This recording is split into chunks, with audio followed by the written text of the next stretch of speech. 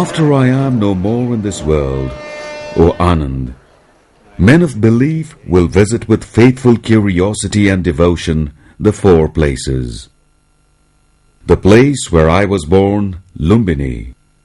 The place where I attained enlightenment, Bodh Gaya. The place where I gave my first sermon, Saranath. And the place where I passed into Mahaparinirvana, Kushinagar.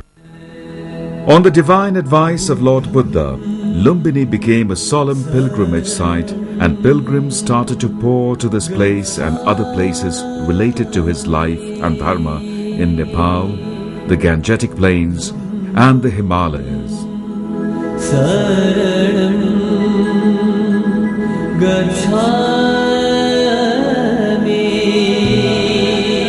Nepal, the Himalayan country. The home of multiracial groups living together with amicable relations and the abode of multi-religious gods.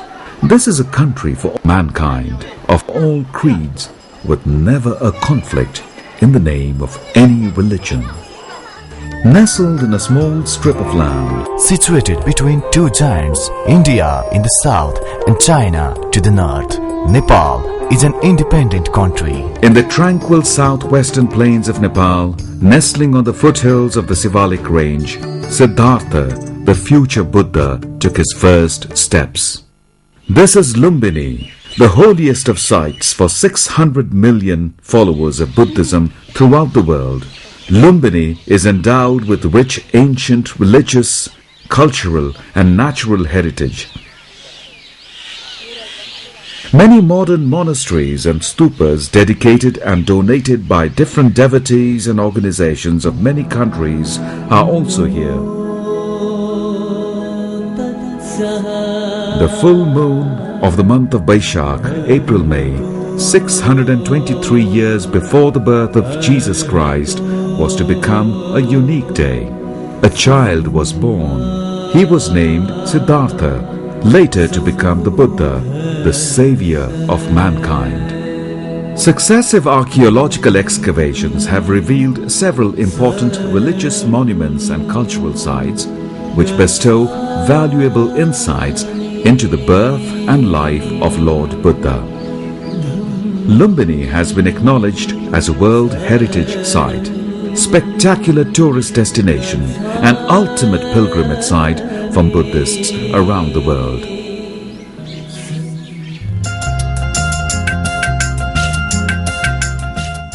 In 250 BC, Emperor Ashoka made a pilgrimage to the site and offered 100,000 gold coins, spared the people of the burden of taxation, reset the nativity marker stone, and notified the world with a tangible record of a pillar inscription. The Ashoka pillar with its inscription is a landmark and unshakable evidence of Lumbini. The inscription emphasizes three main points. Here, Shakyamuni Buddha was born. Here, the Lord was born. Here, in the Lumbini village. Another evidence is the image of Maya Devi giving birth to Lord Buddha, the biggest icon of its kind ever found in the world.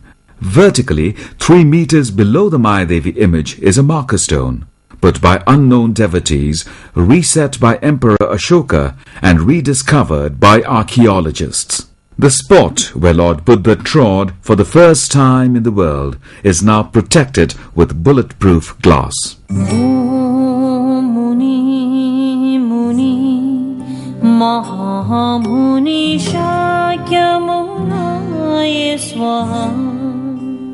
Feeling a drastic need for peace in the world and realizing the importance of Lumbini for world peace, then United Nations Secretary General U Thant envisaged a master plan for the development of Lumbini. And Khenjo Tange formulated the same, which made it possible for Lumbini to be developed in a planned manner. The Lumbini International Research Institute, LIRI, is a haven for scholars of Buddhism and Lumbini. The Lumbini Museum is a place for scholars, students and the general public. Buddhist antiques from ancient Lumbini and Nepal are on display here. place for the Vipassana way of meditation in Panditaram and Dhamma Janani. The method of concentrating mind and body in a truly Buddhist way and as practiced by Lord Buddha himself is taught here.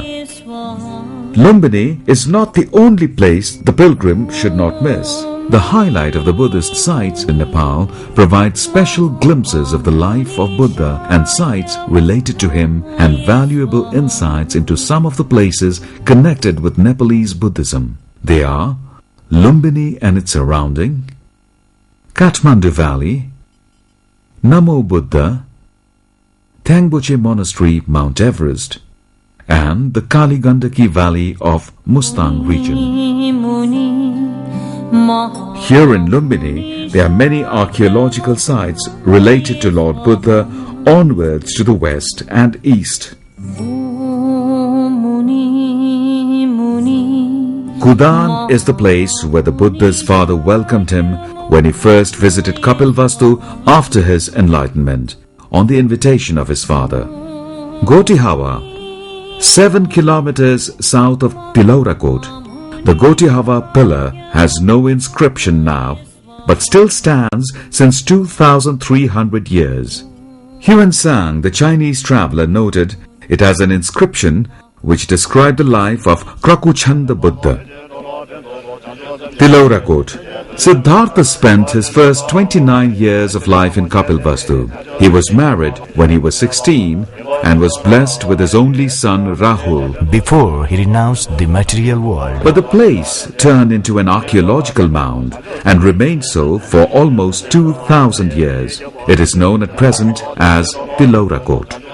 Surrounded by a 4-meter thick wall, Tilaurakot is the only fortified mound between Sravasti and Lumbini.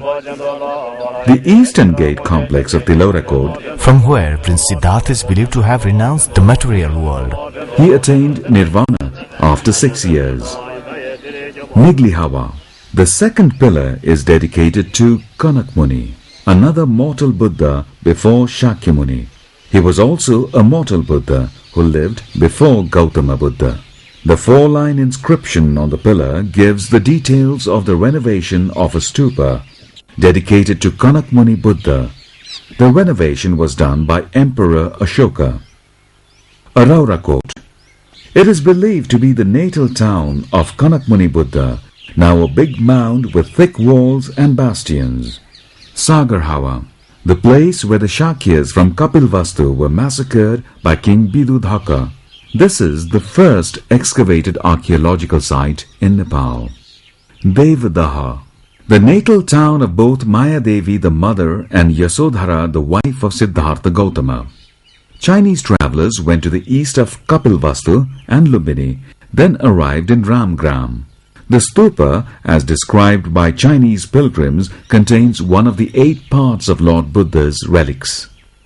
Gautama Buddha attained Mahaparinirvana in Kushinagara at the age of 80. He has been cremated there, and the Koliyas of Ramgram received 1 part of his relics. The Koliyas came back and built the stupa containing the share of relics. Pilgrims travelling to Lumbini can take a flight from Kathmandu to Bhairava and then travel by road to Lumbini. Pilgrims coming from India can cross the border in Sunauli, then Belia to Bhairava by bus or taxi and continue on to Lumbini by road. Budget lodging is available, which are clean and comfortable. Star category hotels are also available to suit one's needs at reasonably good price with all services on request. These hotels can arrange sightseeing and other tours for the tourist. Buddhism was not confined to the Gangetic Plains alone. It climbed up to hills, valleys, mountains, and even to trans-Himalayan region of the Tibetan plateau. The religion had crossed the hills during the lifetime of Gautama Buddha. Mula Sravastivad Vinay Sutra talks about the monks returning from the Himalayan region with swollen toes and cracked feet.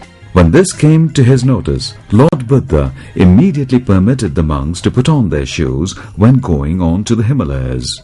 The place was no other than the Kathmandu Valley, then the cradle of the oldest civilization in the Himalayas. There are 4 Ashokan stupas believed to be built by Emperor Ashoka during his legendary visit to the valley. These are located at the 4 corners of Patan city. Yampi Stupa to the north, Lagan Stupa to the south, Pucho Stupa to the west, and Tetar Stupa to the east. Kathmandu Valley is the only place where both Hindus and Buddhists have coexisted since time immemorial. Hindu deities and Buddhist gods are worshipped side by side. A unique blend of religious tolerance, an example of coexistence between 2 religions. Swayambhu Chaitya. Swayambhu, the oldest stupa in Kathmandu Valley, is also the holiest and sacred pilgrimage site for all Mahayana Buddhist followers from as far as Mongolia, Tibet, Sikkim, Bhutan and China. The people pay equal devotion to this site.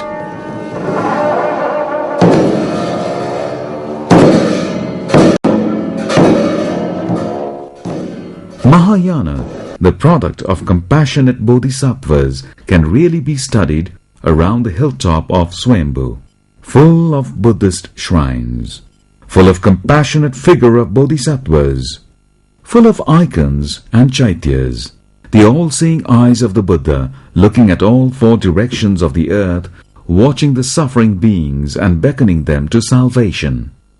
Swayambhu is really an abode of the bodhisattvas, who even rejected their own salvation and decided to remain in the world to lead all remaining suffering beings to nirvana, the great final deliverance.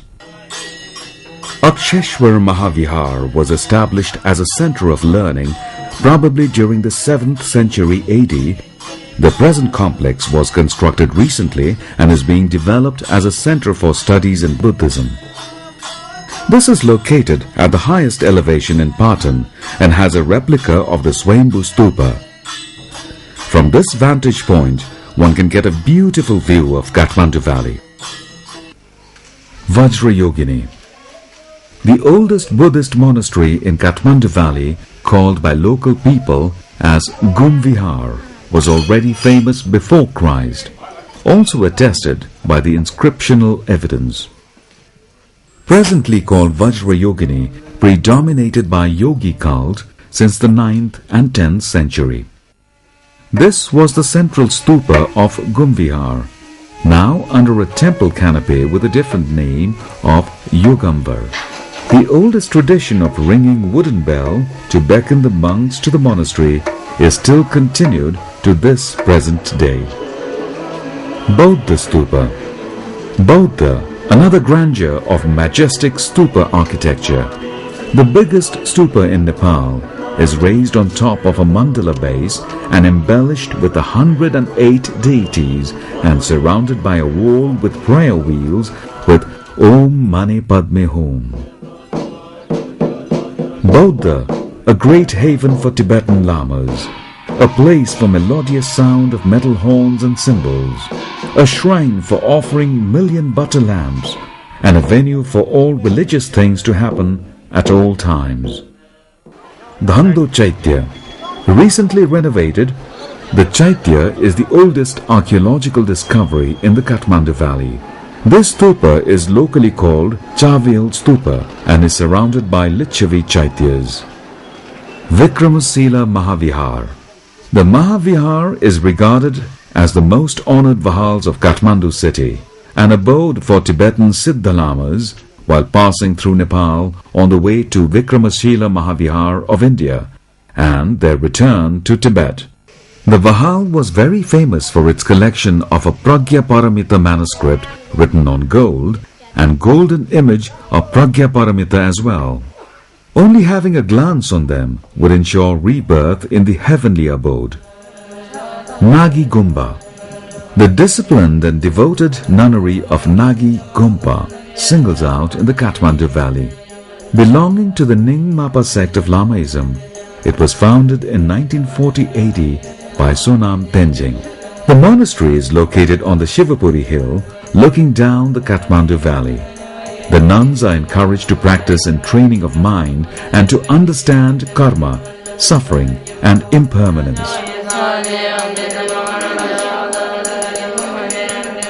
Kapan Gumba, newly established group of Gumbas with the most modern way of learning, where the Gelugpa sect of the Lamas pray in the most Buddhist way.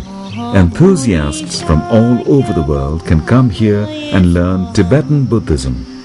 Hiranyavarna Mahavihar. The golden temple of Patan is called Kwabaha. The monastery was erected during the historic period of 10th or 11th century. This is the richest Buddhist temple in Patan with maximum number of officiating Buddhist monks and its golden decorations.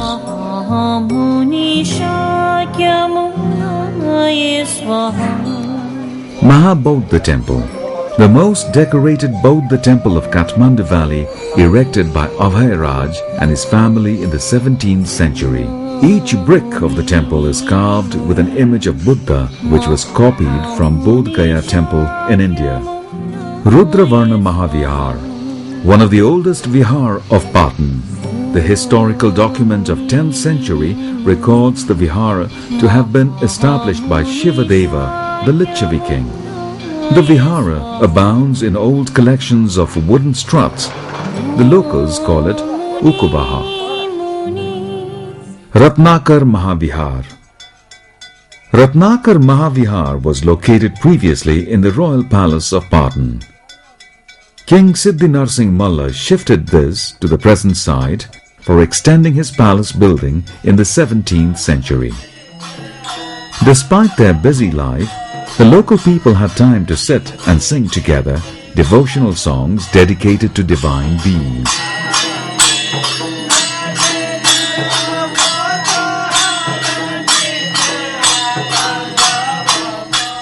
Namo Buddha. About 20 kilometers east of the Kathmandu Valley is Namo Buddha, a well-known Buddhist site.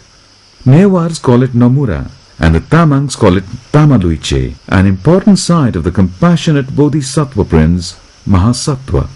A stone relief carved with Prince Mahasattva exhibiting his compassionate deed of cutting himself and feeding the starving tigress and her cubs.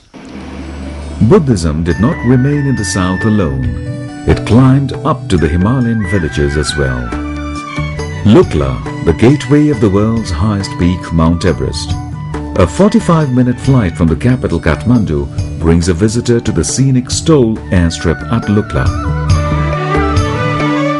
Lukla is also the starting point of one of the most popular and picturesque trekking routes in the Himalayan highlands. A 2-day trek from Lukla brings a visitor to Namchi Bazaar, the center of trade and social contact for the Sherpas in the Khumbu region. The weekly market on Saturday provides an opportunity for tourists to mingle with the local communities and observe their unique lifestyle.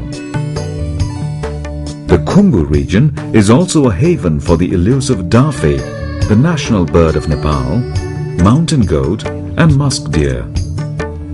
The landscape and the climate provide an ideal habitat for many species of rare birds and animals. Situated on the lap of Mount Everest, Thangboche Gompa is the most sacred monastery for the Sherpa people.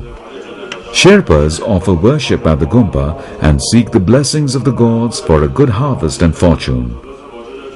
Mountaineers and trekkers who come to climb in the Khumbu region also offer worship for safety and success. Life in the Khumbu region is marked by many colorful festivals and social functions. Often, a visitor finds himself in the midst of a festive occasion, such as this Mani Rindu dance performed during the Mani Rindu festival.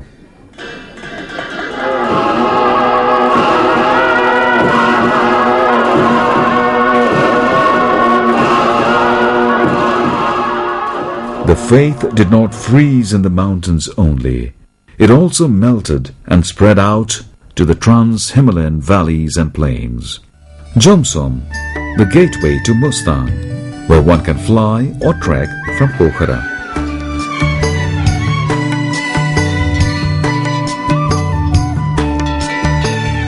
Once in Jomsom, you feel welcomed, and it provides world-class tourist services in food and accommodation.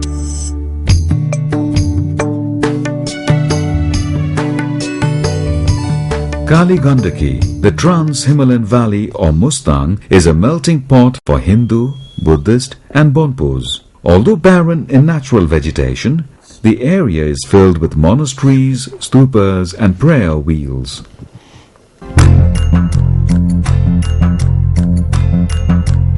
Two-hour trek from Jomsom is Kagbeni, an important junction in the north-south trade route between India and Tibet, and the east-west caravan route between Manang and the Dolpo region. Politically controlling all four directions and economically levying all business caravans.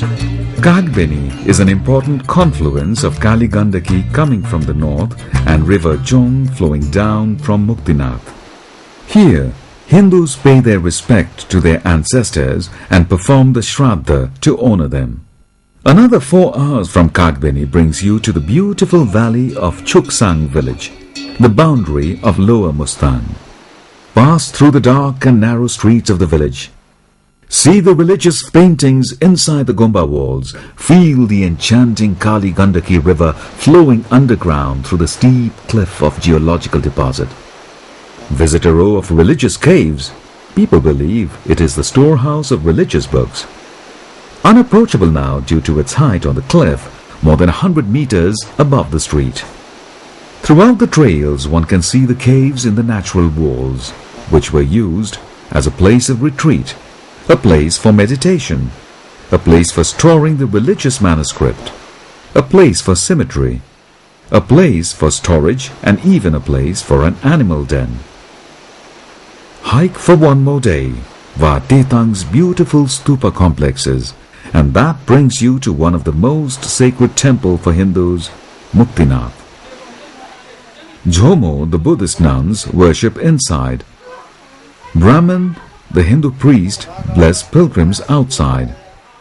This is Muktinath temple, holiest among the 4 pilgrimage sites for Hindus around the world, the other 3 being Jagannath, Badrinath and Kedarnath in India.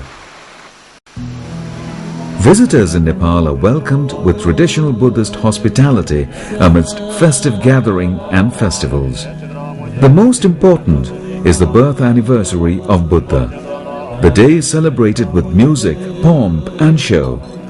Here in monasteries, here in temples, here in the capital, here in Lumbini, here in all and here everywhere.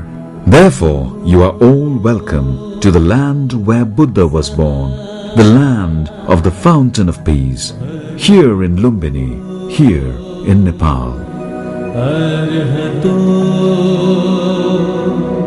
Samma